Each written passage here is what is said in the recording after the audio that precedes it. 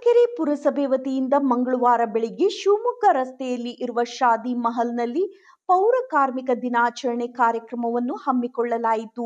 ಈ ಕಾರ್ಯಕ್ರಮದಲ್ಲಿ ಪುರಸಭೆಯ ಅಧ್ಯಕ್ಷರಾದ ವಿಜಯ್ ಸಿಂಹ ಕಾಟ್ರೋತ್ ರವರು ಅಧ್ಯಕ್ಷತೆ ವಹಿಸಿದ್ದರು. ಈ ಕಾರ್ಯಕ್ರಮ ಉದ್ಘಾಟನೆಯನ್ನು ಅಧ್ಯಕ್ಷರು, ಉಪಾಧ್ಯಕ್ಷರು, ಸದಸ್ಯರು ಹಾಗೂ ನಾಮನಿರ್ದೇಶನ ಸದಸ್ಯರುಗಳು ದೀಪ ಹಚ್ಚುವುದರ ಮೂಲಕ ಕಾರ್ಯಕ್ರಮವನ್ನು ನೆರವೇರಿಸಿದರು. ಸದರಿ ಕಾರ್ಯಕ್ರಮವನ್ನು ಉದ್ದೇಶಿಸಿ ಮಾತನಾಡಿದ ವಿಜಯ್ ಸಿಂಹ ಕಾಟ್ರೋತ್ ರವರು ಪೌರ ಕಾರ್ಮಿಕರನ್ನು ಸ್ವಚ್ಛತಾ ದೇವರುಗಳು ಎಂದು ಹೇಳಿ, ಪೌರ ಕಾರ್ಮಿಕರು ಪಟ್ಟಣದಲ್ಲಿ ಎಲ್ಲೇ ಕಾರ್ಯಕ್ರಮಗಳು ನಡೆದರೂ ಪೌರ ಕಾರ್ಮಿಕರ ಉಪಸ್ಥಿತಿಯಿಂದ ಸ್ವಚ್ಛತೆ ಮಾಡಿದ ಮೇಲೆಯೇ ಎಲ್ಲ ಕಾರ್ಯಕ್ರಮಗಳು ಪ್ರಾರಂಭವಾಗುವುದು ಮತ್ತು ಮುಕ್ತಾಯವಾಗುವುದು ಎಂದು ಹೇಳಿದರು.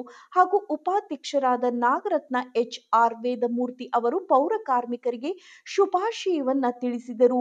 ಸದಸ್ಯರಾದ PH ಮುರುಗೇಶ್ ರವರು, KC ರಮೇಶ್ ರವರು, PR ಮಲ್ಲಿಕಾರ್ಜುನ್ ರವರು ಪೌರ ಕಾರ್ಮಿಕರ ಜೀವನ, ವಿದ್ಯಾಭ್ಯಾಸ ಹಾಗೂ ಇನ್ನಿತರೆ ವಿಷಯದ ಬಗ್ಗೆ ಮಾತನಾಡಿದರು.